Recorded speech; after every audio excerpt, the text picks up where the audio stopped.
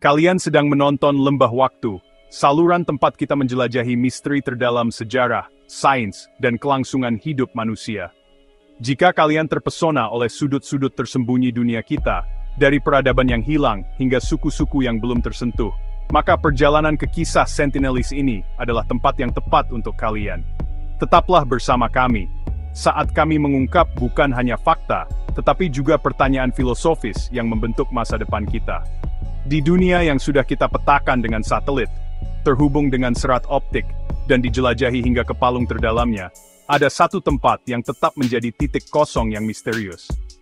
Ini adalah sebuah pulau kecil di Teluk Benggala, kira-kira seukuran Manhattan, di mana waktu seolah berhenti puluhan ribu tahun yang lalu. Ini adalah Pulau Sentinel Utara, rumah bagi suku Sentinelis, salah satu suku terakhir di bumi yang belum terjamah. Mereka adalah gambaran hidup dari masa lalu kita yang jauh. Orang-orang yang nenek moyangnya mungkin termasuk manusia pertama yang bermigrasi keluar dari Afrika. Namun, mereka tetap menjadi teka-teki yang sangat besar. Mereka berburu dengan busur dan panah, tidak mengenal pertanian, dan berbicara bahasa yang tidak bisa dipahami oleh orang luar. Dan mereka menyambut setiap upaya kontak bukan dengan rasa ingin tahu, melainkan dengan penolakan yang menakutkan dan keras terhadap dunia modern. Babak terbaru dalam cerita ini ditulis pada November 2018. Seorang misionaris Amerika berusia 26 tahun bernama John Allen Chau, yang yakin bahwa ia sedang menjalankan misi ilahi, membayar nelayan lokal lebih dari $300 untuk mengantarnya secara ilegal ke pantai terlarang Pulau Sentinel Utara. Kalian mungkin menganggapku gila dalam semua ini, tapi menurutku ini layak untuk memberitakan Yesus kepada orang-orang ini. Dia mendayung kayaknya menuju pantai, membawa hadiah, seekor ikan, bola sepak kecil, dan Alkitabnya. Upaya pertamanya untuk melakukan kontak disambut dengan campuran kebingungan dan agresi. Dia mencoba menyanyikan lagu-lagu pujian, yang kabarnya hanya membuat penduduk pulau terhibur. Catatan hariannya melukiskan gambaran yang mengerikan. Berteriak, "Namaku cinta imbi dan Yesus menjadi war." Tanggapannya cepat. Anak panah segera diarahkan padanya. Pada pendekatan lain, sebuah anak panah yang ditembakkan oleh seorang anak laki-laki mengenai Alkitab yang dipegangnya. Tuhan, apakah pulau ini benteng terakhir setan di mana tidak ada yang sempat mendengar namamu? Meskipun berbahaya, Chau bertekad. Dalam catatan terakhir untuk keluarganya, dia meminta mereka untuk tidak marah pada suku atau pada Tuhan jika dia terbunuh. Keesokan harinya, para nelayan melihat penduduk pulau menyeret tubuhnya di sepanjang pantai sebelum menguburnya. Pihak berwenang India mencoba melakukan pemulihan dengan helikopter dan antropolog, tetapi menghentikan upaya tersebut setelah menghadapi perlawanan agresif yang sama. Kematian Chau memicu perdebatan global tentang pekerjaan misionaris, hak-hak adat, dan etika kontak. Namun kisahnya tidak unik, itu hanyalah yang terbaru dalam 2 abad orang luar mempelajari pelajaran brutal yang sama. Pulau itu memiliki satu pesan, tinggalkan kami sendiri. Pulau Sentinel Utara adalah pulau kecil seluas 60 km persegi di Kepulauan Andaman, dikelilingi terumbu karang dan diselimuti hutan lebat. Selama ribuan tahun, letak geografisnya membuat mereka terisolasi. Sekarang hukum yang melakukannya.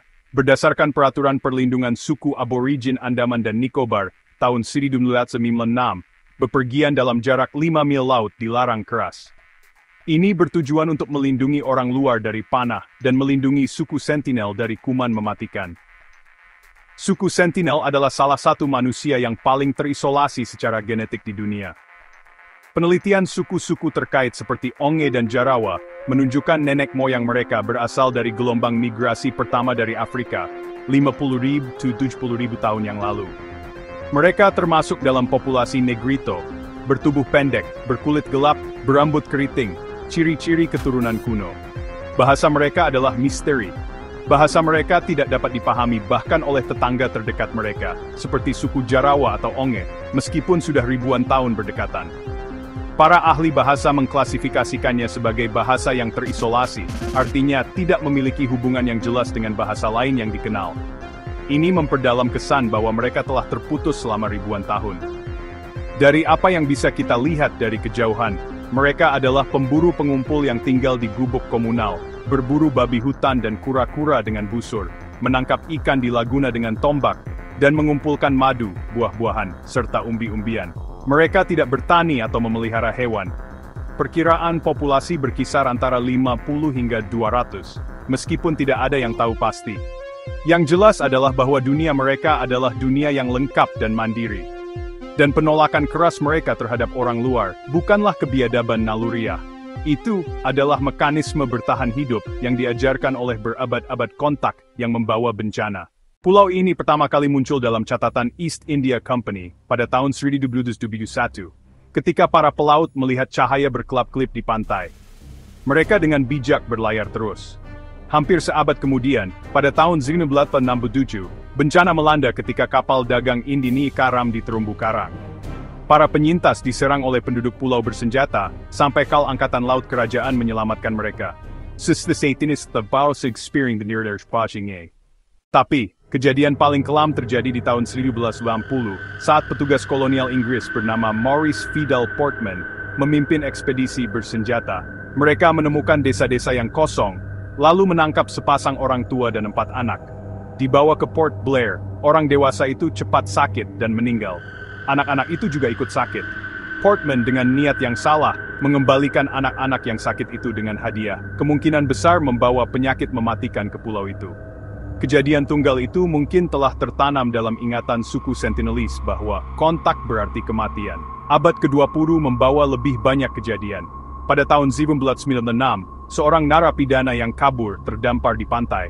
Mayatnya ditemukan dengan panah tertancap. Pada tahun 1981, kapal kargo MV Primrose kandas. Para kru yang terdampar menyaksikan dengan ngeri saat pria-pria Sentinelese menyiapkan rakit dan senjata untuk menyerbu kapal.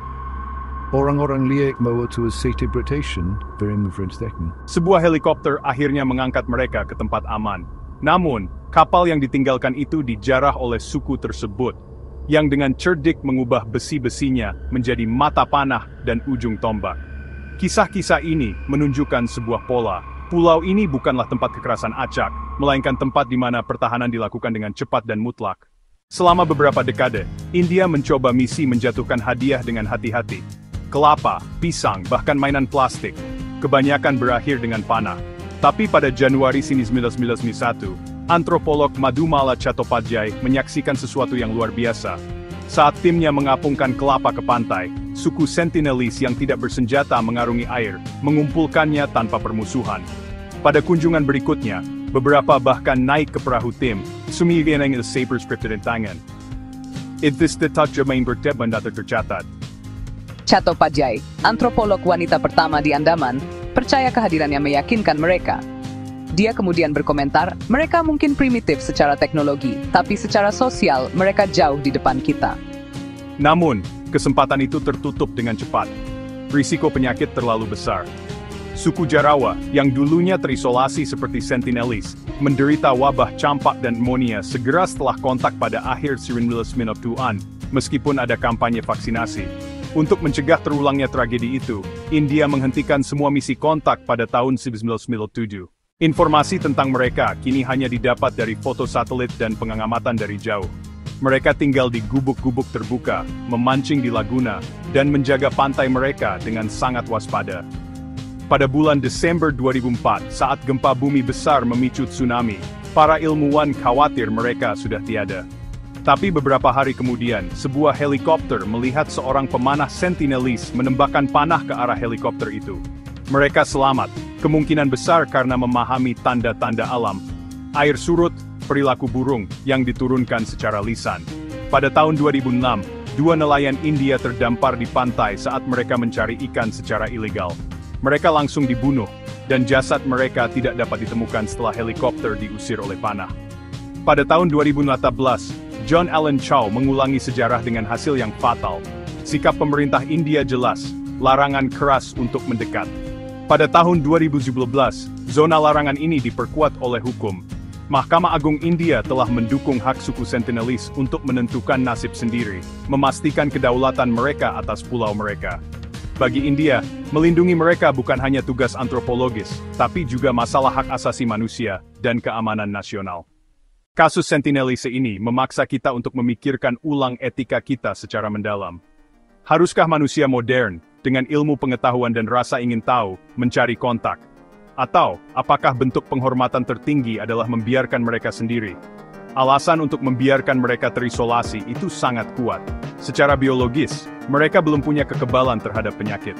Satu virus flu saja bisa memusnahkan seluruh komunitas mereka. Secara historis, nasib kelompok Andaman lainnya menjadi pelajaran.